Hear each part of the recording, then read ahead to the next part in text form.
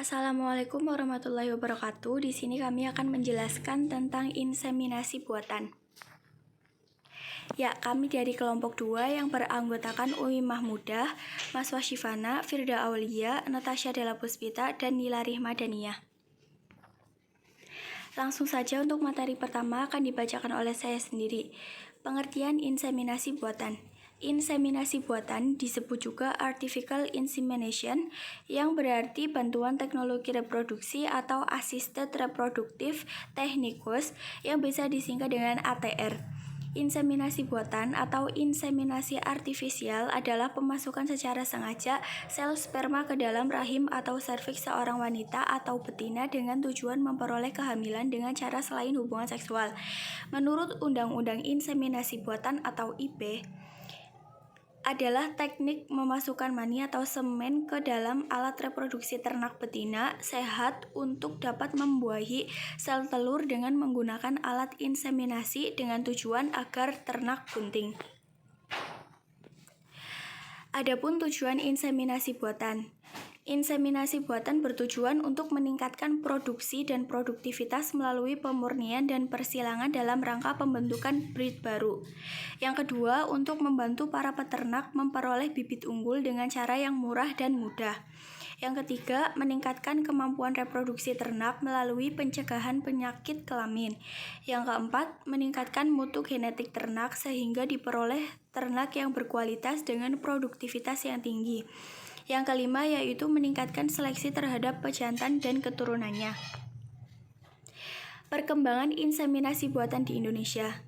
Inseminasi buatan atau IP diperkenalkan pertama kali di Indonesia pada permulaan tahun 1950 oleh Profesor B. Said dari Denmark di Fakultas Kedokteran Hewan dan Lembaga Penelitian Peternakan Bogor. Fakultas Kedokteran Hewan dan Lembaga Penelitian Peternakan dapat dikatakan berfungsi sebagai pusat IP yang melayani peternak di daerah Bogor dan sekitarnya. Aktivitas dan pelayanan IP oleh stasiun-stasiun inseminasi tersebut bersifat hilang timbul dan mengurangi, kalau tidak menghilangkan kepercayaan rakyat terhadap keuntungan-keuntungan IP. Kegiatan IP di Jawa Tengah mulai dilaksanakan pada tahun 1953 dan dilaksanakan oleh dua balai, yaitu Balai Pembenihan Ternak di Mirit, Kabupaten Kebumen. Balai satu lagi ada di Sidomulyo, Kecamatan Ungaran, Kabupaten Semarang. Tujuan kegiatan IP yang dilaksanakan oleh Balai Pembinaan Ternak Mirit adalah intensifikasi ongolisasi dengan menggunakan pejantan sumba ongole atau yang biasa disingkat dengan SO.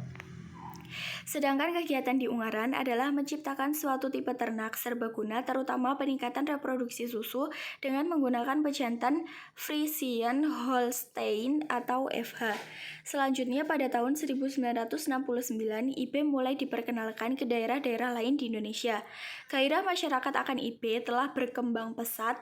Untuk itu, dalam memenuhi permintaan terutama penyediaan semen beku, maka pemerintah mendirikan satu pusat IP di Lembang, Jawa Barat dan Balai Inseminasi Buatan atau BIP di Wonocolo, Surabaya sebagai sentra pengembangan bioteknologi IP di Jawa Timur, dengan salah satu kegiatannya adalah memproduksi semen cair untuk melayani inseminasi di Surabaya, Malang, Pasuruan, dan Sidoarjo.